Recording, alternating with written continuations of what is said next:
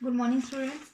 हम लोग एक्सरसाइज 4.6 पे थे, जहाँ पे हमने पढ़ा था कि हम जो सारणिक और आव्यूह हमारे हैं उनके अनुप्रयोगों के बारे में पढ़ा था। तो उसका जो अनुप्रयोग हम करते हैं, सबसे इम्पॉर्टेंट जो उसका अनुप्रयोग है वो हम करते हैं रैखिक समीकरणों के हल के लिए। तो रैखिक समीकरणों को निकाय को सबसे पहले हम उसको बदलते हैं आव्यूह के रूप में। फिर हम ये चेक करते हैं कि क्या वो निकाय हमारा संगत बनता है या असंगत बनता है। उसके लिए मैंने आपको कुछ कंडीशंस बताई थी कि आप कैसे उसको चेक करेंगे संगत निकाय या असंगत निकाय के लिए। तो मैंने आपको बताया था कि हमारे पास अगर संगत निकाय और असंगत निकाय चेक करने के लिए हम डिटर्मिनेंट ए निकालते हैं, और अगर हमारा डिटर्मिनेंट ए नॉन ज़ीरो आता है तो इसका मतलब वो एक संगत निकाय होता है, और अगर वो ज़ीरो आता है फिर हम आगे चेक करते हैं एडजॉइंट ए इंटू ए निकालते थे, और वो हम चेक करते थे कि क्या वो ज़ीरो है या नॉन ज़ीरो है। अगर वो फिर से नॉन ज़ीरो आता है तो हमारा असंगत निकाय बनता है। यही चीज़ें हमने की थी। तो उसके बाद मैंने कहा था कि आपको एक्सरसाइज 4.6 के आप पहले 6 क्वेश्चंस करेंगे, जिसमें हमें ये सिर्फ यह चेक करना है कि इसमें से जो ये रैखिक समीकरणों का निकाय बन रहा है वो संगत बन रहा है या असंगत बन रहा है, जिसमें से फर्स्ट और थर्ड क्वेश्चन मैंने आपको करवाया था। ठीक है, तो ये अब हम आगे वाले क्वेश्चंस कर रहे हैं। ये जो पहले 6 क्वेश्चंस है इसमें सिर्फ बेटा आपको सॉल्व नहीं करना है, सिर्फ आपको ये चेक करना है कि जो आपका ये रैखिक समीकरणों का निकाय है वो संगत बनता है या असंगत बनता है। वो चेक करने की कंडीशंस मैंने आपको बता दी थी। अभी हम आगे क्वेश्चंस करेंगे, उसमें एक बार और वो चीज़ क्लियर हो जाएगी। तो अगला जो है हमारे पास 7 से लेके 14 तक के जो क्वेश्चंस हैं, इसमें हम सबसे पहले ये चेक करेंगे कि जो हमारा रैखिक समीकरणों का निकाय है वो संगत बनता है या असंगत बनता है। अगर वो संगत बनता है तो हम उसको हल करेंगे, और वहाँ पे जो x आव्यूह आपने निकाला था एक्स वाई जेड वाला या एक्स वाई वाला, उसका मान हम निकालेंगे। वो हम कैसे निकालेंगे ये हम इन क्वेश्चंस में करेंगे। आपके एग्जाम्स में जो डिटर्मिनेंट में से अगर 6 मार्क्स का कोई क्वेश्चन आता है तो वो जनरली इसी एक्सरसाइज में से आता है। तो इन क्वेश्चंस को ध्यान से समझिएगा। जो 7 to 14 ये जो क्वेश्चंस हैं ये बहुत ज़्यादा इंपॉर्टेंट है। तो देखिए करना स्टार्ट करते हैं। सबसे पहले मैं एक 2x2 वाली आव्यूह वाला क्वेश्चन बताऊंगी और एक 3x3 आव्यूह वाला एक क्वेश्चन बताऊंगी। बाकी क्वेश्चंस आप लोग खुद करेंगे, और अगर कोई डाउट होता है तो आप लोग पूछ सकते हैं। देखिए सबसे पहले 7th क्वेश्चन ही हम स्टार्ट करते हैं। क्वेश्चन नंबर 7 की जो आपको स्टेटमेंट दी हुई है वो है 5x + 2y = 4, 7x + 3y = 5।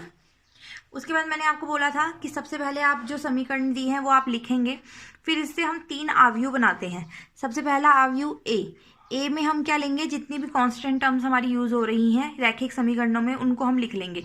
X के कोफिशिएंट, वाई के कोफिशिएंट, एक्स वाई जेड या जो भी हमें यहाँ दिए हुए हैं, यहाँ पे हमें 2 ही वेरिएबल दिए हैं एक्स और वाई, तो हम दोनों के साथ जो मान लिखे हैं उनको आव्यूह के रूप में लिखेंगे। तो ये बनेगा 5, 2, 7, 3।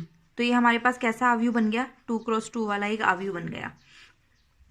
उसके बाद नेक्स्ट आव्यूह हम लिखते हैं एक्स में हम वो सारे वेरिएबल लिखते हैं जो हमारे इन रैखिक समीकरणों में यूज हो रहे हैं। ठीक है, रैखिक समीकरणों में जो चर हमारे यूज हो रहे हैं, कौन से चर यूज हो रहे हैं, एक्स और वाई। तो ये हमारे पास कितने आ जाएंगे, एक्स और वाई। ये कितना बन रहा है, 2x1 वाली आव्यूह बन रही है, 2 पंक्तियां एक स्तंभ। उसके बाद एक मैट्रिक्स और बनाते हैं हम बी। उसमें हमारी रैखिक समीकरणों के राइट हैंड साइड पे जो संख्याएं यूज हो रही हैं उनको एक स्तंभ के रूप में हम निरूपित करते हैं, तो वो हमारा क्या बन जाता है, बी आव्यूह। तो बी आव्यूह हमारा इस केस में क्या बन रहा है, 4 और 5। ये भी हमारी कैसी आव्यूह बन गई, 2x1। क्लियर। अब सबसे पहला काम हम इसमें क्या करेंगे, हमें इन रैखिक समीकरणों के निकाय का हल निकालना है। तो सबसे पहले हम ये चेक करेंगे कि ये जो हमारा पास रैखिक समीकरणों का निकाय हमें दिया है ये संगत बनता है या असंगत बनता है, क्योंकि सॉल्यूशन जो हम निकालते हैं, हल जो हम निकालते हैं वो सिर्फ संगत निकाय का निकलता है। तो इसको चेक करने के लिए सबसे पहले आप डिटर्मिनेंट ए निकालेंगे। डिटर्मिनेंट ए 2x2 मैट्रिक्स में तो बहुत ही सिंपल होता है हमारा। ये बना आपका 15 - 14, कितना आया, 1 आया, और 1 हमारा क्या है, not equal to 0, 1 non zero है। अगर 1 नॉन जीरो है, क्योंकि अगर हमारा डिटर्मिनेंट ए का सारणिक नॉन जीरो आ रहा है, इसका मतलब हम ये कह सकते हैं कि जो ये निकाय है रैखिक निकाय कैसा बन रहा है, आपका संगत बन रहा है। रैखिक निकाय कैसा निकाय है, संगत निकाय है। क्लियर, यहाँ तक आप कर सकते हैं। यही आपका पहला क्वेश्चन है। आप पहले क्वेश्चन में यही सब करना है आपको, ठीक है। जो पहले से लेके फर्स्ट क्वेश्चन से 6th क्वेश्चन तक के जो क्वेश्चंस हैं वो आपके इसी तरीके से करना है। सिर्फ आपको ये चेक करना है कि निकाय कैसा बन रहा है, संगत या असंगत। अब नेक्स्ट हमारे पास संगत निकाय बन गया, तो अब इसको हम किस तरीके से लिख सकते हैं? देखिए, इसको हम लिख सकते हैं AX = B।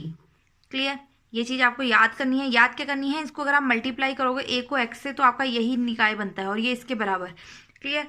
तो यहाँ से अगर हम X का मान निकालेंगे वो हमारे पास बनेगा A इनवर्स B। सिंपल। ये दो चीज़ें याद रखना, और वैसे अगर याद नहीं रखना चाहते तो यहाँ से भी क्लियर हो रही हैं। क्लियर? तो हमें निकालना है x का मान। हल जो है हमारा है वो x है, वो निकालने के लिए हमें a इनवर्स निकालना पड़ेगा, और a इनवर्स को किससे मल्टीप्लाई करना पड़ेगा? b से। अब a इनवर्स निकालने के लिए आपको फॉर्मूला पता होना चाहिए कि a इनवर्स का जो फॉर्मूला है वो हमारे पास होता है 1/mod a into adjoint a, मतलब एडजॉइंट ए बटे में ए का सारणिक। अब ए का सारणिक हम निकाल चुके हैं एक, वो हमें पता है। अब हमें निकालना है एडजॉइंट ए। एडजॉइंट ए निकालने के लिए पहले हम उसके सहखंडज निकालने पड़ेंगे, A11, A12, A21, A22। Clear है? तो देखिए, सबसे पहले A11 हम जब निकालेंगे, इसको और इसको छोड़ देंगे, क्या बचा? 3, और साथ में -1 की पावर 2, कितना आया? 3। नेक्स्ट -1 की पावर 3 A12, इसको छोड़ देंगे, क्या बचा? 7, कितना आया? -7। ये बना -1 की पावर 3, और साथ में A21 करेंगे तो 2, -2। -1 की पावर 4, और साथ में क्या आया? 5, मतलब 5। ये हमारे सहखंडज आए। तो यहाँ से अगर मैं एडजॉइंट ए निकालूँ, एडजॉइंट ए मेरा कितना होगा? एडजॉइंट ए का फॉर्मूला आपको पता होना चाहिए, क्या होता है? A11, A12, A21, A22। ये सारे सहखंडज लिख के उसका क्या कर देंगे? परिवर्त कर देंगे। तो हमारे पास ये बना 3 - 7 - 2 5, इसका परिवर्त। इसका मतलब, परिवर्त का मतलब क्या होता है? पंक्ति का स्तंभ बन जाता है, स्तंभ का पंक्ति बन जाती है। क्या बनेगा? 3 - 7 - 2 5। ये हमारा एडजॉइंट ए आया। एडजॉइंट ए आ गया, हमें निकालना क्या था? A inverse. क्लियर है? तो अब हम ए इनवर्स कैसे निकालेंगे एडजॉइंट ए से? ए इनवर्स का फॉर्मूला लगाइए। क्या होता है ए इनवर्स का फॉर्मूला? ए इनवर्स हमें कहता है A inverse = adjoint A upon में mod ए। mod ए तो कितना है आपका? सारणिक एक का 1 ही है, तो मतलब ए इनवर्स भी कितना आ जाएगा? 3 - 2 -7 और 5। क्लियर? ये तो ये चीज़ हो गई। पर हमें जो निकालना है, हमें ये निकालना है x = ए इनवर्स b।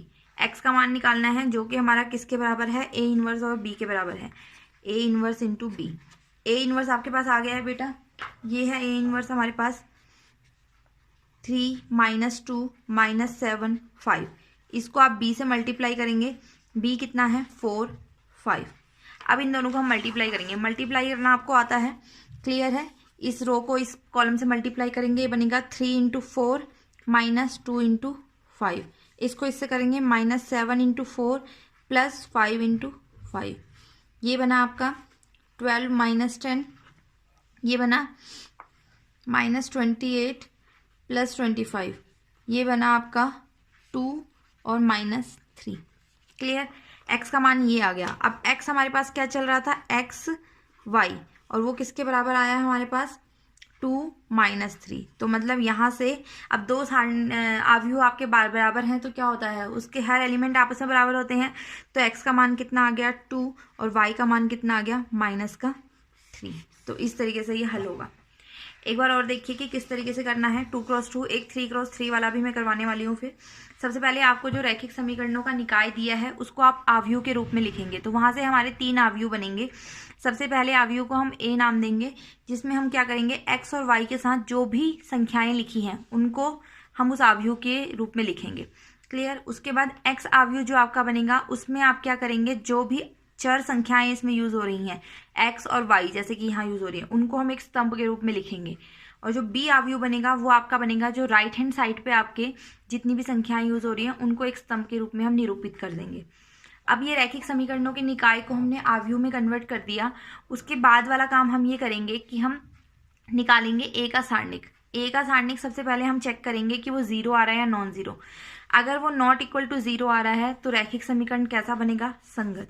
और अगर संगत बनेगा तो उसका सॉल्यूशन पॉसिबल है। तो सबसे पहले देखो इसको लिख सकते हैं ax is equal to B, तो x का मान कितना है a इनवर्स b। तो आपको एक्चुअल में ये चीज़ हल करनी है, x का मान निकालना है, उसके लिए आपको a इनवर्स निकालना पड़ेगा और उसको b से मल्टीप्लाई करना पड़ेगा। a इनवर्स निकालने के लिए आपका फॉर्मूला होता है एडजॉइंट a अपॉन में a का सारणिक हम निकाल चुके हैं, उसको हम रहने देते हैं। एडजॉइंट a निकालने के लिए सबसे पहले हमें सहखंडज निकालने पड़ते हैं और उन सहखंडज को लिख के फिर उसका क्या निकालना होता है, परिवर्त। तो ये हमारा एडजॉइंट a आया इस तरीके से। जब मैं निकाल रही हूँ a इनवर्स, तो एडजॉइंट a को सारणिक a से भाग कर देंगे, सारणिक a 1 ही चल रहा है तो 1 ही बन जाएगा ये।